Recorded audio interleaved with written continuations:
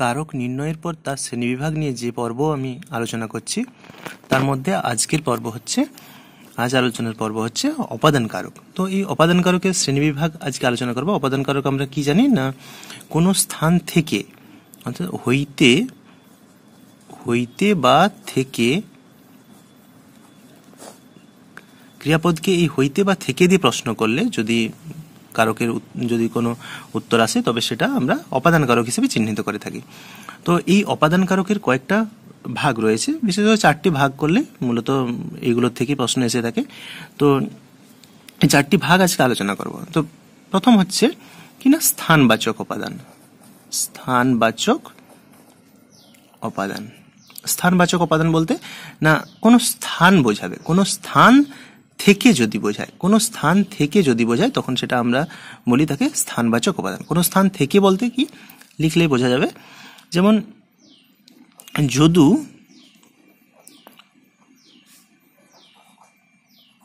কলকাতা থেকে এলো, তাহলে যদু স্থানের নিচে যদি দাগ থাকে তখন প্রশ্নটা কি হবে, কোথা থেকে এলো। এরকম কোথা থেকে বা কোথা হইতে যদি প্রশ্ন করা বোঝায় তখন সেটাকে আমরা বলবো স্থানবাচক উপাদান। কোনো স্থান থেকে যদি কেউ আসে, কোনো স্থান থেকে যদি কোনো কিছু হয় তখন সেটা হবে স্থানবাচক উপাদান। হয়তো বলা হলো গাছ থেকে ফলটি পড়লো, কোথা থেকে পড়ে গেল না গাছ থেকে, গাছ একটা জায়গা, গাছ থেকে পড়ে গেল। ছাদ থেকে হরি গড়িয়ে পড়লো, কোথা থেকে হরি গড়িয়ে পড়লো না ছাদ থেকে। এরকম কোনো স্থান থেকে যদি বোঝায় তখন সেটা হয়ে যাবে স্থানবাচক উপাদান। যেহেতু স্থান থেকে বোঝাচ্ছে তাই সেটা স্থানবাচক উপাদান। এবার আসি 2 নম্বর, কালবাচক উপাদান। কালবাচক কি? কাল শব্দটার মধ্যে লুকিয়ে আছে এর অর্থটা। কাল কি না, কাল বলতে সময় বোঝায়। তাহলে কোনো সময়, আবার এখানে কি হয়, অপাদান কারকে থেকে হয় না, কোনো সময় থেকে যদি বোঝায় তখন সেটা হয়ে যাবে কি কালবাচক উপাদান। সময় থেকে বলতে শুধু সময় বোঝালে আবার অধিকরণ কারক, যেমন রাম, আগের অধিকরণ কারক আলোচনার সময় আমি বলেছিলাম রাম সকাল 6টায় ঘুম থেকে উঠেছে। কখন উঠেছে না সকাল 6টা, সেই সকাল 6টা যদি হয় তখন সেটা হয়ে যাবে কি অধিকরণ কারক। আবার যদি বলি রাম সকাল 6টা থেকে পড়ছে, সেই উদাহরণটাই দিচ্ছি, রাম সকাল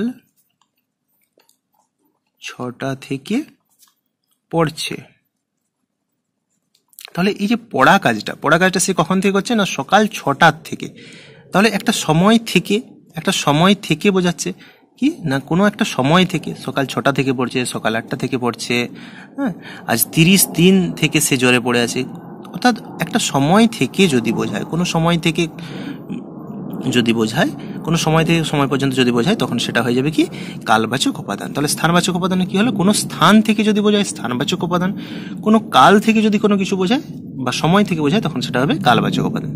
আচ্ছা, এবার আসি 3 নম্বরে, দূরত্ববাচক উপাদান। দূরত্ববাচক উপাদান কি? স্থানবাচকে ছিল কোনো স্থান থেকে যদি বোঝায় স্থানবাচক, এটা তো হবে কোনো স্থানের মধ্যে দূরত্ব বোঝাতে হবে। কিরকম দূরত্ব না, যেমন ঝাড়গ্রাম থেকে কলকাতা 100 কিমি। তাহলে কোথা থেকে? ঝাড়গ্রাম থেকে কলকাতা, একটা স্থান থেকে আরেকটা স্থানের মধ্যে যদি দূরত্ব বোঝায় এবং সেটা থেকে দিয়ে যদি বোঝায় থেকে, তখন সেটা হয়ে যাবে কি দূরত্ববাচক উপাদান। এক স্থান থেকে আরেক স্থানের মধ্যে যদি দূরত্ব বোঝায় তখন সেটা হয়ে যাবে দূরত্ববাচক উপাদান। যেমন বাংলা থেকে উড়িষ্যা পৌঁছতে আমাদের সকাল 6টা বেজে গেল। তাহলে কোথা থেকে কোথায় পৌঁছাতে না বাংলা থেকে উড়িষ্যায় পৌঁছাতে। তো এই যে এক স্থান থেকে আরেক স্থানের মধ্যে দূরত্ব যদি বুঝিয়ে দেয় তখন সেটা কি হয়ে যাবে না দূরত্ববাচক উপাদান হয়ে যাবে। আর আরেকটা উপাদান কারক হচ্ছে কি তারতম্যবাচক উপাদান। তারতম্য অর্থাৎ কি তুলনা।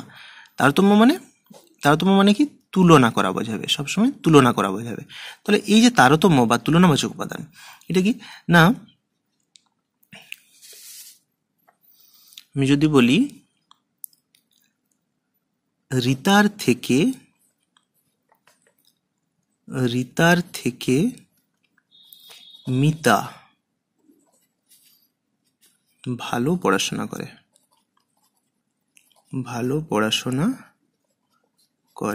তাহলে কার থেকে কে ভালো পড়াশোনা করে? রিতার থেকে মিতা। এই যে এর থেকে এ, এই যে থেকে বা তুলনা করা বোঝাচ্ছে, একজনের থেকে আরেকজন পড়াশোনা কাজটা ভালো করছে, তখন এইরকম যদি তুলনা করা বোঝায় তখন সেটা হয়ে যাবে কি? তারতম্যবাচক অপাদান।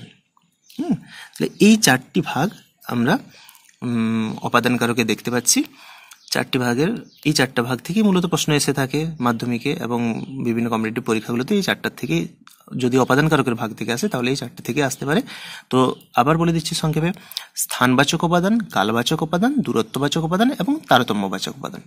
স্থানবাচক উপাদান কি না? কোনো একটা স্থান থেকে যদি বোঝায়, কোনো স্থান থেকে যদি কাজটা করা বোঝায়, কোনো স্থান থেকে ক্রিয়াটা সম্পন্ন হলে হবে স্থানবাচক। কোনো সময় থেকে যদি ক্রিয়াটা সম্পন্ন হয় তখন হবে কালবাচক। আবার যদি কোনো স্থান থেকে কোনো স্থানের মধ্যে দূরত্ব বোঝায় তখন হবে দূরত্ববাচক উপাদান। আবার যদি একজনের সঙ্গে আরেকজনের তুলনা করা বোঝায় তখন হবে তারতম্যবাচক উপাদান।